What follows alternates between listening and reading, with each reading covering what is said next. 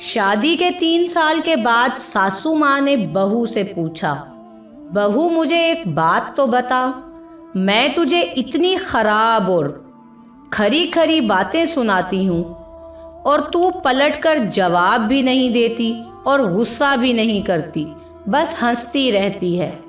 बहू को तो जैसे सुनाने को कहानी मिल गई।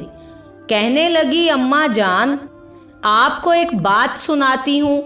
मैं जब छोटी थी तो मुझे हमेशा ऐसा लगता था कि मेरी माँ मेरी सगी माँ नहीं है, क्योंकि वो मुझसे घर के सारे काम करवाती थी और कोई काम गलत हो जाता तो मुझे डांट भी बुरे तरीके से पड़ती और कभी कभार तो मारती भी थी। लेकिन माँ थी वो मेरी और उनसे डर भी लगता था, तो कभी गुस्सा नहीं किया मैंने। यहाँ तक कि मैं कॉलेज से थक कर वापस आती तो आते ही कुछ देर आराम के बाद मुझे काम करने होते थे। फिर जब मेरी भाभियाँ आईं तब तो जैसे मेरे काम ज़्यादा ही बढ़ गए। होता तो ऐसे है ना कि बहू आई तो सारी जिम्मेदारियां उसी पर डाल दी गईं।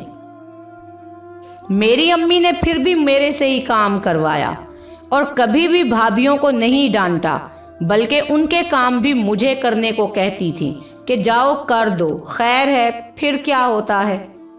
उनका एक जुमला मुझे हमेशा याद रहता है। वो कहती थी, खैर है निम्रा, अगले घर जाकर तुझे मुश्किल नहीं होगी। और मैं इस जुमले से चिढ़ गई थी। जब मेरी शादी थी तो 2 दिन पहले मुझे अम्मी ने प्यार से अपने पास बिठाया और बोली, बेटा आज तक समझ मैं तेरी सास थी। मैंने तुझे प्रैक्टिस करवा दी है, तुझे बता दिया है कि सास कैसी होती है।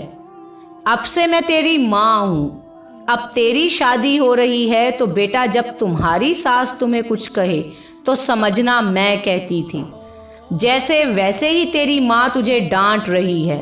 बस यही बात थी।